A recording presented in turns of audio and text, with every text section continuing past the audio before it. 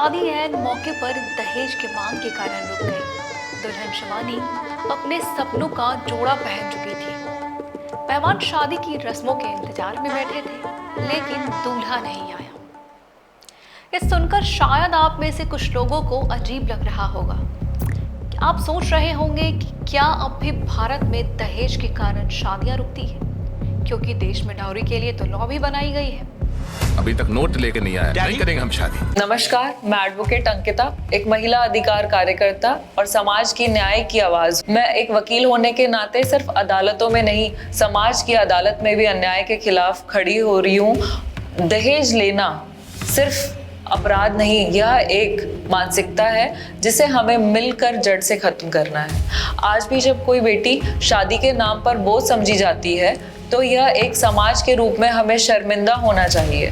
दहेज हत्या, उत्पीड़ना और आत्महत्याओं का जिम्मेदार यही प्रथा है और अब समय है इसे ना कहने का, मिलकर मजबूती से। हमारी सेंट्रल गवर्नमेंट ने एक एक्ट पास किया था 1961 में, डाउरी प्रोहिबिशन एक्ट, जो कि रोक लगाता है दहेज लेने, देने और दहेज के लिए उकसाने पर। 2-4 दिन के बाद 1 लाख रुपए के साथ लड़की को तुम हमारे घर भेजना। हजारीलाल जी, मैं इतने पैसे कहाँ से लाऊंगा? पर फिर भी हमारी सोसाइटी में डाउरी सिस्टम बंद नहीं हुआ। अभी लास्ट ईयर भी 2024 में नेशनल कमीशन फॉर वुमेन की रिपोर्ट के अकॉर्डिंग 4000 कंप्लेंट्स हुई हैं डाउरी हरासमेंट से रिलेटेड। भारतीय न्याय संहिता 2023, जो कि 2024 1 जुलाई से हमारे देश में लागू हुआ है, उसका सेक्शन 80 जो कि बात करता है डाउरी डेथ की, जो कहता है कि किसी भी महिला की डेथ जलने से या किसी बॉडी इंजरी से हुई हो या किसी भी अननेचुरल सर्कमस्टांसेस में शादी के 7 साल के अंदर हुई है और यह दिखाया जाता है कि उसकी डेथ से पहले उसे परेशान किया गया, मारा गया दहेज को लेके, तो हस्बैंड या हस्बैंड के रिलेटिव जिसने भी ये किया है उनको 7 साल या उससे ज़्यादा की सज़ा हो सकती है।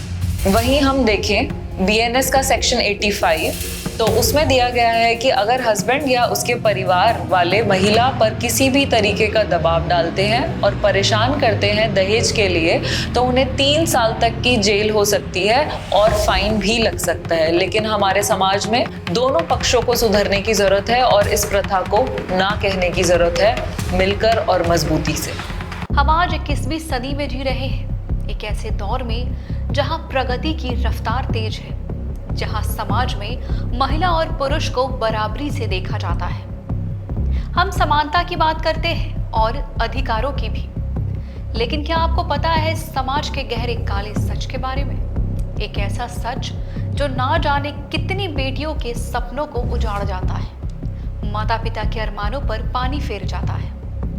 एक पल में दहेज नाम की आंधी सारे ख्वाब उड़ा ले जाता है। मेरा रिश्ता तय हुआ था 22 फरवरी को।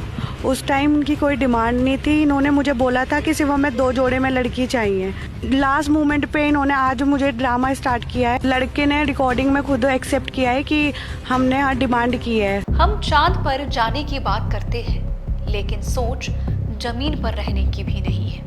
फिर लड़का की डिमांड आती है कि जी हमको 18 उसके क्रेट में सोना दोगे, 22 के क्रेट में तो हम शादी करेंगे। नहीं करेंगे। जहां लोग दोनों पार्टनर्स मिलकर एक नई दुनिया बनाने की सोचते हैं, वहीं कई लोग अब भी बेटियों के माता पिता से दहेज नामी गिफ्ट लेने से पीछे नहीं हटते।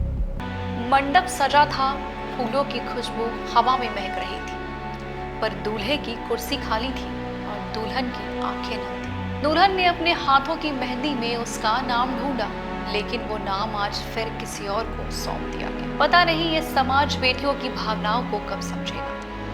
NCRB का आंकड़ा बताता है कि भारत में हर साल 6000 मौतें दहेज के कारण होती हैं। कई परिवारों को दहेज की मांग पूरा करने के लिए कर्ज लेना पड़ता है। जैसे तैसे बेटी की शादी तो हो जाती है, मगर कर्ज चुकाते चुकाते पिता की आधी उम्र निकल जाती है और ये सिलसिला यूं ही चलता जाता है। देखिए, दहेज एक ऐसी कैंसर जैसी बीमारी है जो हमारे समाज को अंदर से खोखला कर रही है।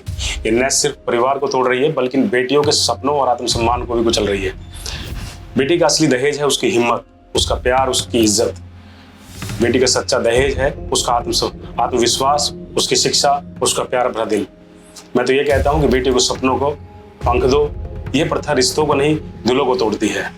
मेरी नज़र में दहेज एक भीख मांगने का घटिया तरीका है जो हर वर्ग के लोगों को कहीं ना कहीं प्रभावित कर रहा है, जिसे सिर्फ सोच बदलकर ही खत्म किया जा सकता है। बेटी एक अनमोल रत्न है जो हर घर को रोशन करती है। इसलिए कहता हूँ, शादी का मतलब है दो आत्माओं का मिलन, ना कि लेन देन की बोली।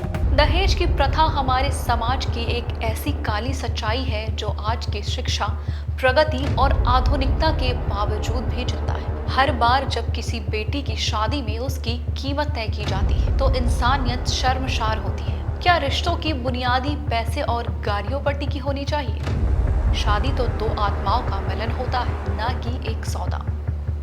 समाज को अब यह समझना होगा कि दहेज लेना या देना दोनों ही अपराध है और इससे सिर्फ बेटियां नहीं बल्कि पूरी पीढ़ियां प्रभावित होती हैं। अब समय आ गया है कि हम अपनी सोच बदलें, बेटियों को बोझ नहीं सम्मान समझें और इस कुप्रथा को हमेशा के लिए खत्म करें। Parents have asked 4 crores dowry from my parents. Shall we discuss this later? We need to take a Feras. The Feras can wait. It's you and me. We can sort this out. Trust me. There will be no Feras. I'm not going to pay anyone to marry me.